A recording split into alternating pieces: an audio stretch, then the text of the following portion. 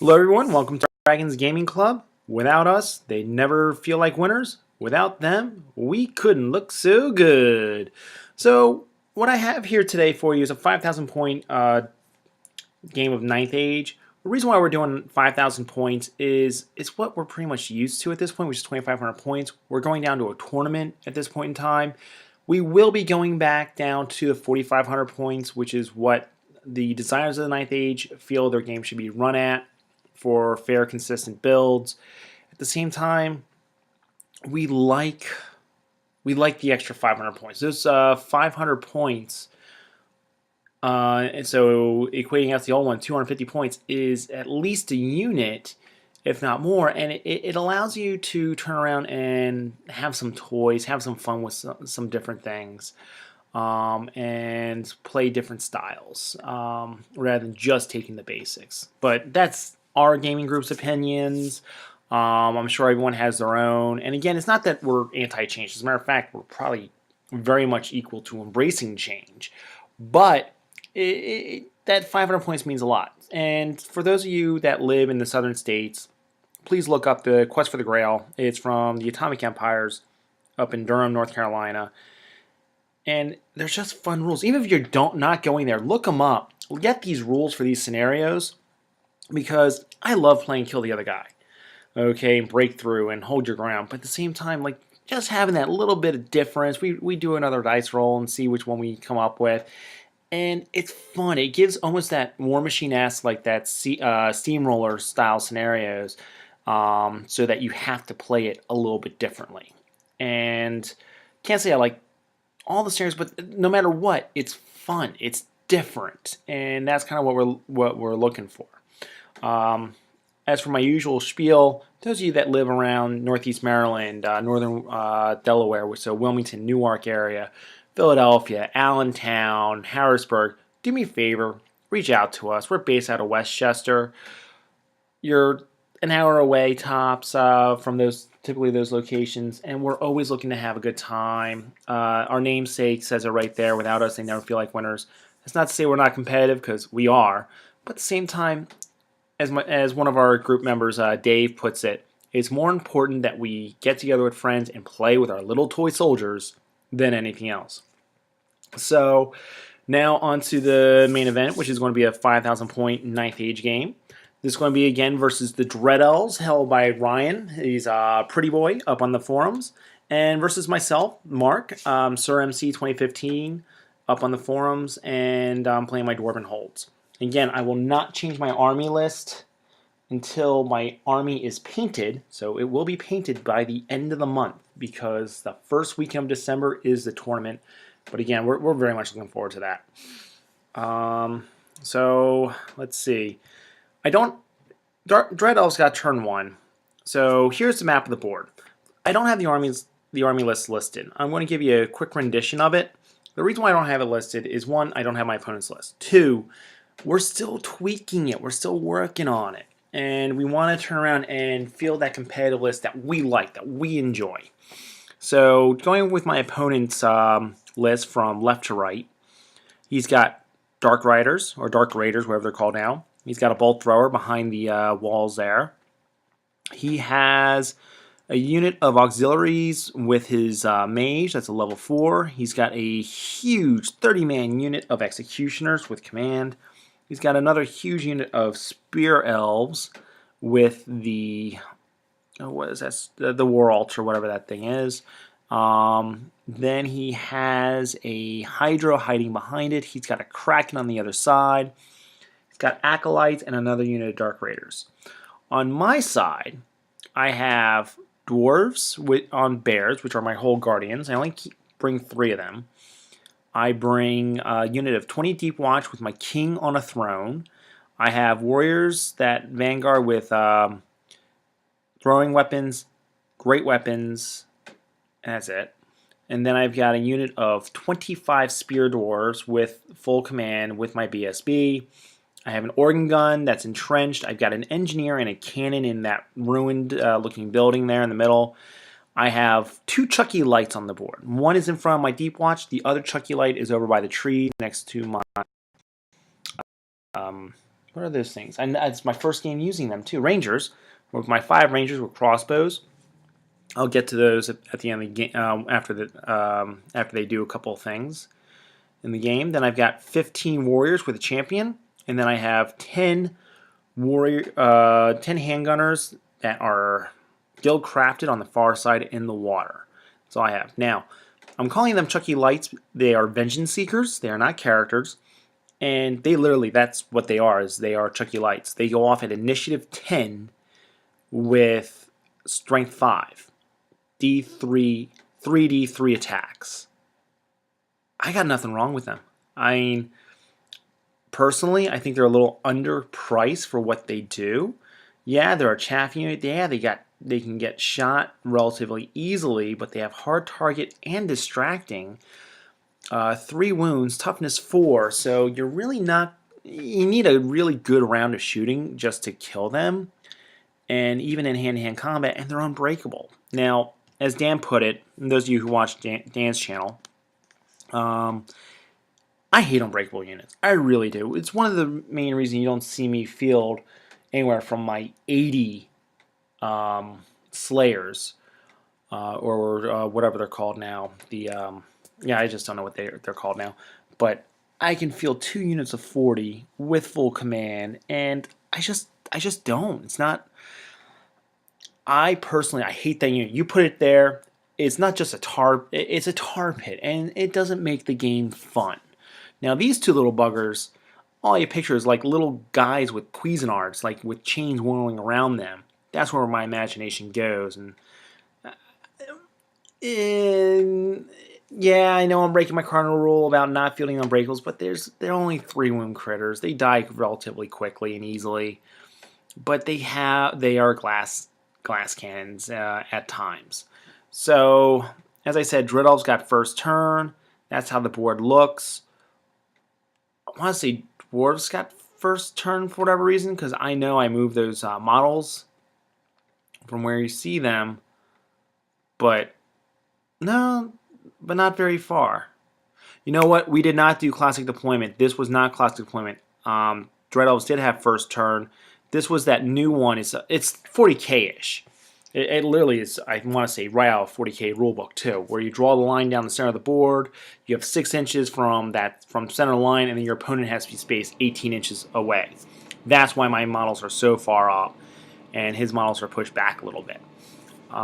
So as I said, Dread Elves had first turn. He turns around, he puts 1 wound with either the auxiliaries or the bolt thrower. I think it was his bolt thrower. Did 1 wound to Chucky Light.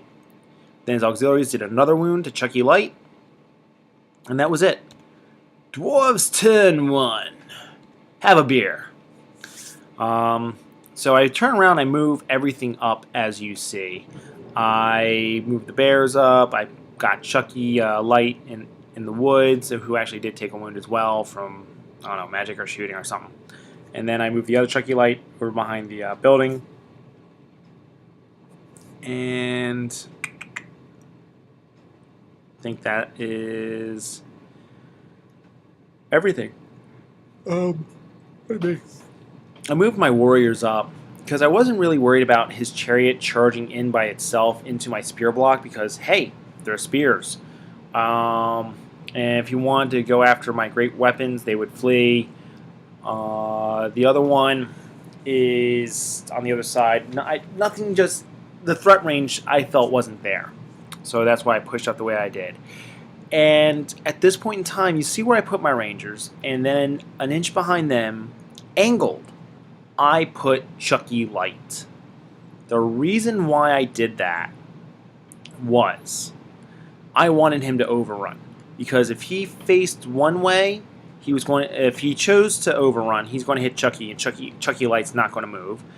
And now he's losing steadfast, just in case. If he doesn't overrun, he's getting charged by 2 different units, one of which will be in the flank, being one of the units of dwarves. So what was he going to do at this point? Or was he just going to sit back and relax? Let's find out. I put Gleaming up on the Hole Guardians. I put -1 wound on them. And that pretty much sealed the deal for not wanting to charge into them with the chariot, because his big unit wasn't going to be able to get in there by itself. And he's like, I wasn't planning on it, but now I'm really not going to go anywhere near that unit currently. During the shooting phase, my cannon misfired again, and the way dwarf cannons are with the new rules, they automatically get their whatever rune that gives them +4 to their misfire. And here's things, I never took it, ever. I thought it was a waste of points. I feel it's still a waste of points, and I'm not happy that they added those points to the model. But it's not the end of the world.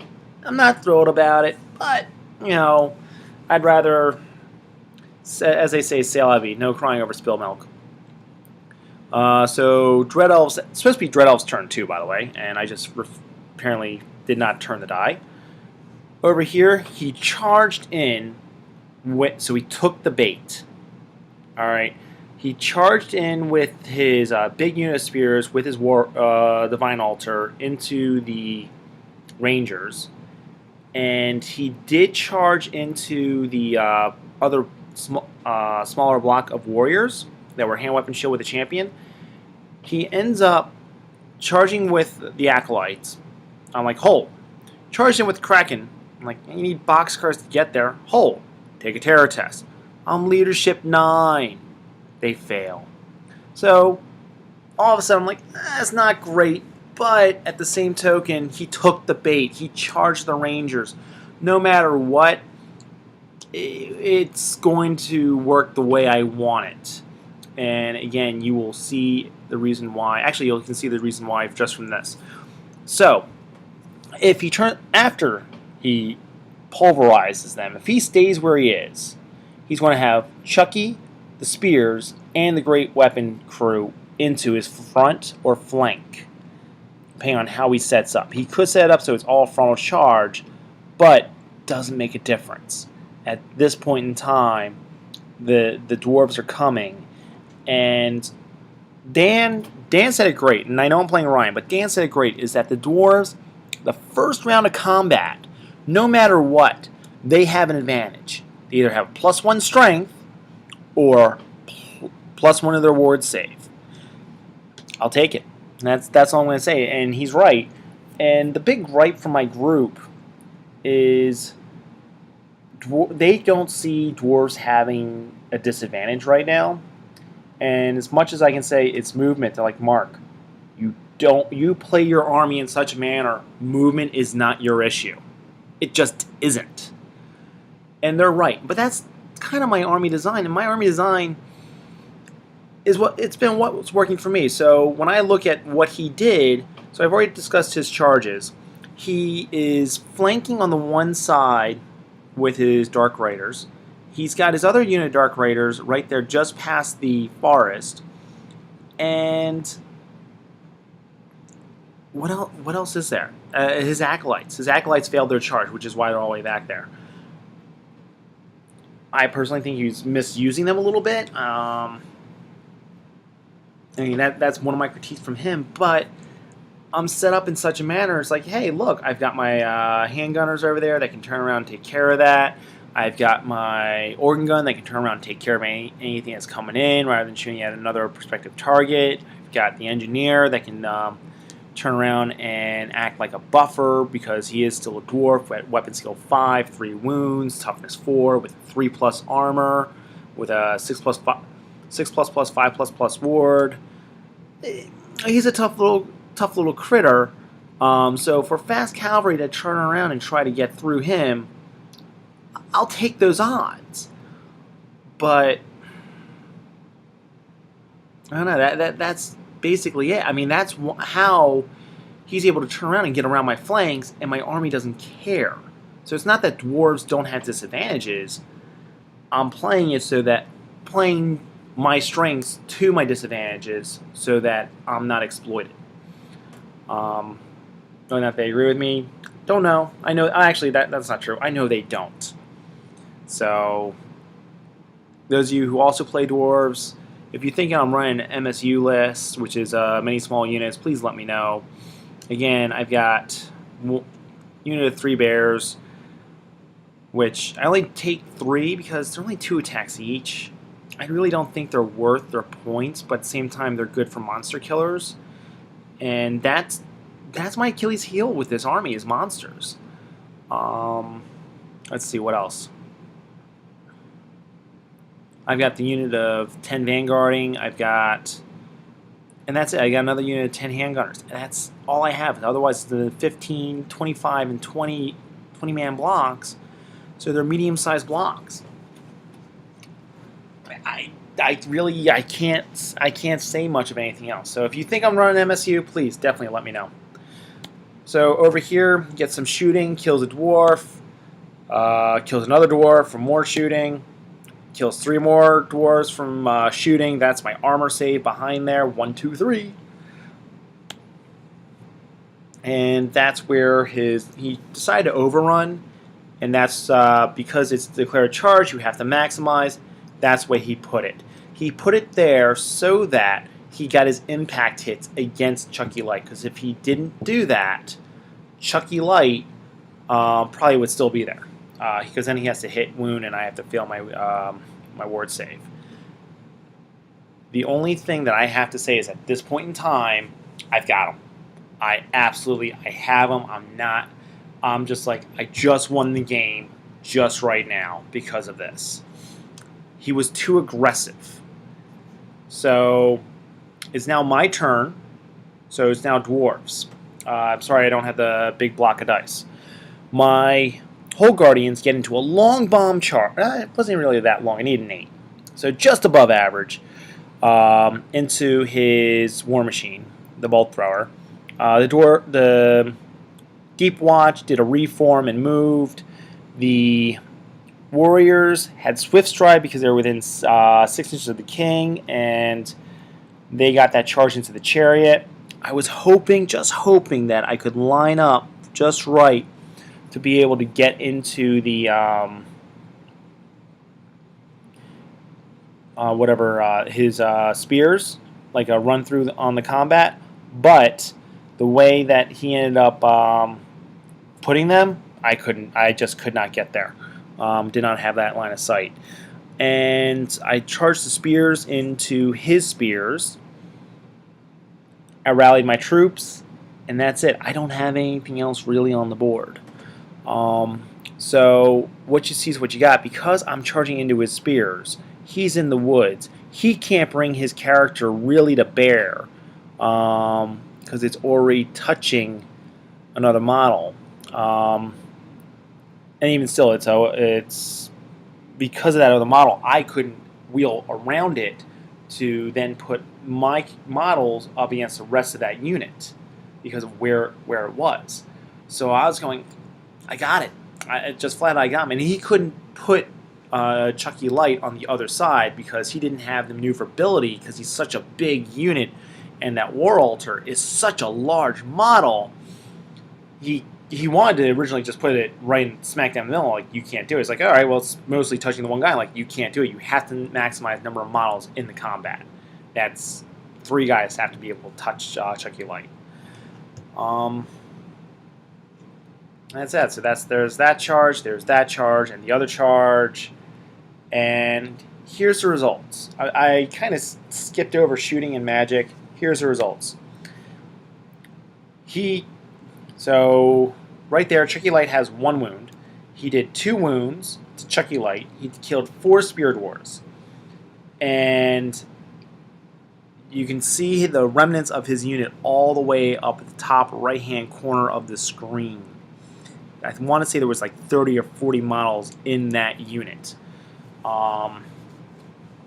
And Chucky Light himself did 7 wounds. My Thane did another 2 wounds. The rest of the unit did another, like, I did at least 11 wounds to that unit just this turn. So, job well done. Was worth the 120-point model, and then those other 4, how many points are they? Wave, 14,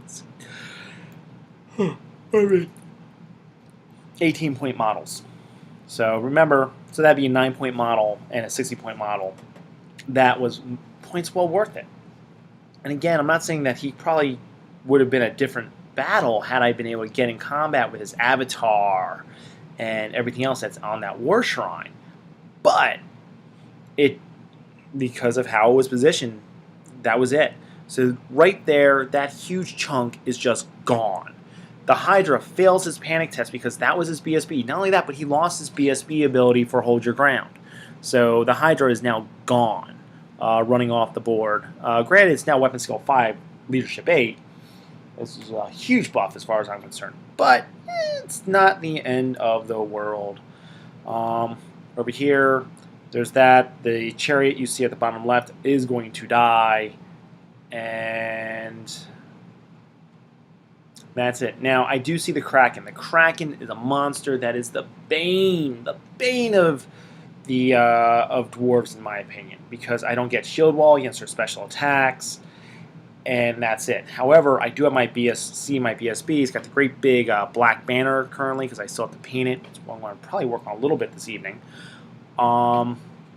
With that said, that banner, that bannerman has, I forget what rune of smashing I want to say. So his attacks at anything strength 5 or greater are at strength 10. So I'm overly not worried about it. And I have hatred against that ugly critter. So turn 3, charged in with his Kraken. He rolled a miscast with his wizard that I think that spell killed 2 of my dwarves, but blew up all 4 of his models, and I did a couple of shooting to pick off the other ones earlier. And that's how the board looks at this point. So he turned around, he chaffs up my Deep Watch with his Dark Raiders. His other unit of Dark Raiders is trying to get around and go after my my artillery pieces.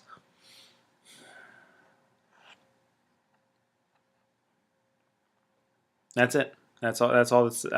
My bears to turn around, and he squared off against my bears. He ends up getting that spell off. He uses divination, which makes it immune to psych and stubborn, and he uses it to good use. And the attribute makes things cold-blooded now. So again, there's that miscast. His shooting puts 1 wound on one of my Hold Guardians. I lose another couple of my Deep Watch. At this point, I lost a full rank at this point. I lost, I think, 6 models. Over here, he tries to turn around and... he does. He puts 2 wounds on my organ gun. And no more Kraken. His Kraken turned around, swung, needing 4s to hit, and whiffed with all but 1. So out of 4 attacks, he did 1 hit, and then he turned around and did 0 wounds. So I'm like, okay, I'll take it. I'll take Lady Luck. Over here, and I had chaffed them up using that unit. I mean, let's just say, use your imagination. Big elves with great swords just make mincemeat out of my dwarves. So now it's dwarves turn 3. And let me go back. Just one quick thing. So here I turn the Kraken. Because he charged me, I get to do a free combat pivot.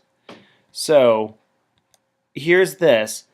Now if you look in the square in the middle of the table, you'll see his Dark Riders aren't there anymore. As a matter of fact, they're on the other side of the organ gun.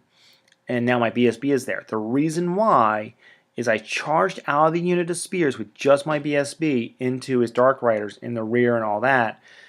And he fled. Dangerous terrain test for running through my models, and he lost all but 1. Meanwhile, I'm chaffing up his big unit of executioners with my spear dwarves. And I charged in with the Hold Guardians at the bottom left. And that's it. He did rally his, the remnants of his spearmen up at the top of the screen. And his Acolyte did a long bomb charge with the dwarves, and got in with against that 1 lone remaining Acolyte. So overall, I'm pretty happy with what's going on. Again, as I said, I felt I had him once he made that very aggressive maneuver there in the middle. And the red die represents stubborn and everything else. I kill a whole bunch of them during close combat phase. I kill 6 of them, I want to say, but they're stubborn 8 or stubborn 9 because of the general. So we'll find out what happens in just a few. Over here, of course, I charge the chaff, and the king just eats that unit. That's just a bad picture. Over there, I end up killing that acolyte as well. And that's it. There's that fleeing charge, and again, that's from my BSB. I have no idea why I have 2 dead dwarves. During magic phase, I have gleaming, and I have reroll armor saves. He puts another wound on my dwarves, on my Hull Guardians. So now it is Dread Elves' turn 4. So he charged in, of course he would. But I did some shooting, and now, instead of there being 30 executioners, there is 20 executioners. But look what they did to my dwarves. That's 7, 9. He did a lot of wounds. Let's just say he just did a lot of wounds. I fled. One thing I think we did wrong is he should have pursued more towards that piece of terrain based off of where he is. Instead, we had it going in the opposite direction. Our screw up. You'll see in a moment. 4. Oh no, they did go in the woods. And let's see. I think it was too far for my king to charge. So again, that to me is one of the weaknesses of the dwarf army. Is as much as I wish I had something just to get in that flank, because my average charge range is 10 inches. I just couldn't do it. So I move up as far as possible. I rally my fleeing dwarves, and that was basically it. I do some shooting, what you'll see in a moment. So it's Dread Elves' turn 5, and there are not quite as many as there were a while ago of that big unit there in the middle. But he does recharge into my Dread Elves, trying to get as far away from my King's unit as possible. So shooting wise, I killed about another 5 of them. I had a very bad shooting phase. Killed another 5 of them, and that's -1 hit, reroll armor. He does one wound over there. That's the first casualty of that unit. And after combat, I lost everything. It did make a difference. They needed 3s to hit me, plus hatred. What can I say? It was a doom battle from the start. Over here, now it's Dwarf's turn 5. And I charge and try to catch his Dark Rider, his executioners. They flee.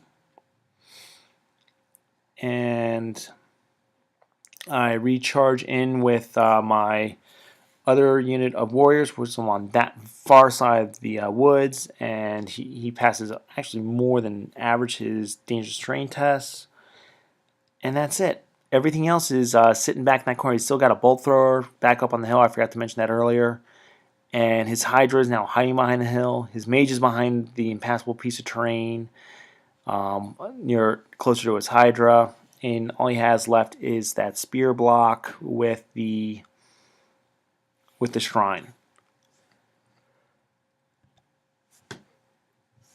Dwarf shooting. There's no more spear block. Just a shrine. So now it's Dread Elves' turn 6. With magic, he turns around and does another 2 wounds to the Hull Guardians. And that was it. He's hiding in the corner. Dwarves' turn 6. I'm going to go back a few pictures here. So right here, I killed all the spear elves. Following turn, my cannon hits his shrine, finally does something useful, and kills his shrine. Because it only had 1 wound left. And that was it. That's game. He ends up rallying his executioners. I tried charging his mage because I did have line of sight. However, it's a failed charge. And I controlled the board. At this point in time, I easily controlled the board. And it ends up being a massacre victory for Dwarven Hulls. We didn't even calculate it out. But we definitely was a overly strong victory. And let's see, so again, Massacre Dwarven Holds. And MVPs. For Dwarven Holds, those Vengeance Seekers, it was because of that. It could have been in any other unit, but doing the 7 wounds on top of holding them there, so my spirits could get in. MVP, just flat out MVP. And for the Dread Elves, those Executioners are just little Cuisinarts. They are going to murder whatever they touch. The question is will there be enough of them left at the end of the game to make it viable? That's the big question. So thank you for watching and listening. And the question I wanted to pose is, I am not a fan of Death Star units. I don't tend to consider myself ever playing a Death Star unit. Now, my peers seem to say that a Death Star unit has to deal with points and being a point sink. And to me, a Death Star unit is something that doesn't have a weakness, is all about damage output, and has resiliency, and is going to be there at the end, and will be there at the end of the game. So they feel that my Deep Watch with the King is a Death Star unit. And I'm going, I just don't see it. And like, Mark, how many points do you have in there? I'm like, a lot. I do. I get it. It's almost, it is over 25% of my army. I got it. The reason why it's 660 points for the Deep Watch, because I had the Banner of Dismay in there with full command. Then you had the King. The King himself is 800 points. The King costs more than the whole gosh darn unit. And then you turn around and add the Runesmith in there. But I'm going, no matter with that definition, no matter where I put that King, it's going to be a Death Star unit because it's 800 points by himself. So no matter what, even if I put him in with the Spear Block, that's 490 points. That's still 1,290 points. That's over 25% of the army in that. So at what point, at what do you consider a Death Star? Is it points denial, or is it effectiveness? Do you think the Deep Watch with the King is overly effective to warrant the term Death Star? Because again, when I think of Death Star, of course, I think Star Wars and all your eggs in one basket, able to destroy a planet.